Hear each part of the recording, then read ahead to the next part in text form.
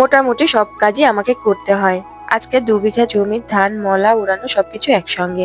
তো দুজন লেগে পড়েছে, আরো ছিল তো উনারা চলে গেছে মাঠে, আরো কাজ আছে। আর এখানে এই তো দুজনই এখন পর্যন্ত ধান মলে নিচ্ছে। এই তো শেষ, উড়িয়ে নিতে হবে, কাকাও চলে আসছে।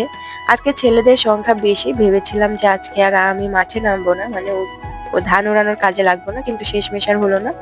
তো এই তো সবাই মিলে ধান উড়িয়ে নেওয়া হচ্ছে, প্রায় শেষ আর অল্প কিছু আছে। তো উড়ানো শেষ, এখানে উড়ানো মেশিনটাও সরিয়ে নেওয়া হয়েছে আর ধানগুলো এখন পালা দিয়ে নিতে হবে। তো আমরা সবাই মিলে একটু রেস্ট নিয়ে নিচ্ছিলাম, কারণ যেহেতু ধানগুলো আমরা রাত্রে উঠাবো। আলহামদুলিল্লাহ এখানে ২ বিঘার একটু বেশি আছে, পৌনে ২ বিঘা।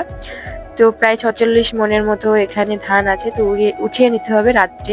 এর মধ্যে আমরা বিকেলে একজনকে বলেছিলাম যেন ধান, যেহেতু কালকে আগামীকাল আবার আসবে ধান, তো উঠানটা ফাঁকা করতে হবে, তো পোয়ালগুলো পালা দেওয়ার জন্য। তো উনি আসবে না বলেছে, শেষমেশ আমাকেও কাজে লেগে পড়তে হয়েছে। তো শ্বশুর আব্বুর হাতে হাতে আমি এই পোয়ালগুলো এগিয়ে দিচ্ছিলাম আর তিনি সাজিয়ে নিচ্ছিল।